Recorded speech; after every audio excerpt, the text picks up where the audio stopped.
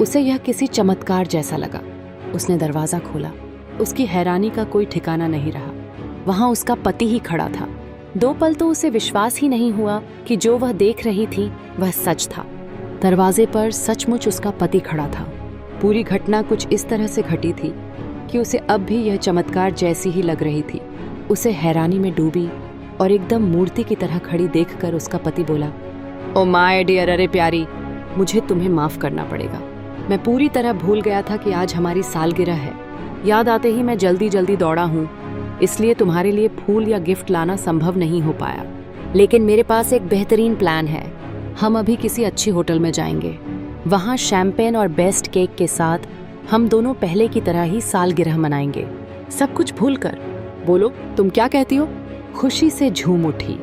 वह युवती अभी कुछ जवाब देती उससे पहले ही फोन की घंटी बज उठी। युवती ने ड्राइंग रूम के कोने में जाकर रिसीवर उठाया और हेलो कहा मैम। ये दूसरी तरफ से आवाज आई, मैं नजदीकी पुलिस स्टेशन से बोल रहा हूँ। क्या आप मिसेज फलाना बोल रही हैं? मिस्टर फलाने की पत्नी है। हाँ, मैं ही बोल रही हूँ। बोलिए, क्या काम था?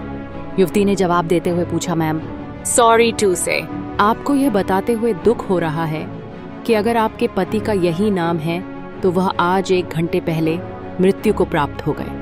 ट्रेन के नीचे कट जाने की वजह से उनका करुण निधन हो गया। यह तो उनकी जेब से मिले पर्स के आधार पर ही हम आपका नंबर और पता ढूंढ पाए हैं। मुझे आपसे यहाँ आने का अनुरोध करना है क्योंकि आपको मृतदेह की पहचान करनी होगी।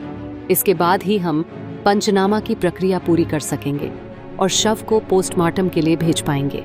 मैं समझ सकता हूँ कि इस खबर से आपकी स्थिति क्या हो सकती है, तो क्या आप यहाँ आ सकती हैं या मुझे जीप भेजनी होगी? लेकिन कृपया जितना हो सके जल्दी आ जाएं तो बेहतर होगा। पुलिस अधिकारी ने कहा, लेकिन मेरे पति तो यहाँ हैं मेरे साथ, मेरे घर में ही हैं, तो उनका निधन कैसे हो सकता है? कई थोड़ी हिचकिचाहट और थरथराहट के साथ वह युवती बोली, सॉरी मैम, मैं आपकी मनस्थिति समझ सकता हूँ।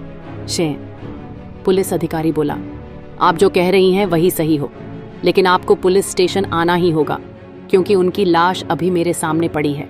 इसलिए आप जो कह रही हैं वह कैसे संभव हुआ यह मैं नहीं समझा सकता, लेकिन जितना हो सके जल्दी आप यहाँ आ जाएं, नहीं तो मुझे किसी को वहाँ भेजना पड़ेगा। इतना कहकर उसने कौन से पुलिस स्टेशन से बात कर रहा है यह बताया और फोन रख दिया। अब आगे क्या होगा यह जानने के लिए हमारे अगले भाग में बने रहें। चैनल को सब्सक्राइब करें ताकि आप कुछ मिस न करें।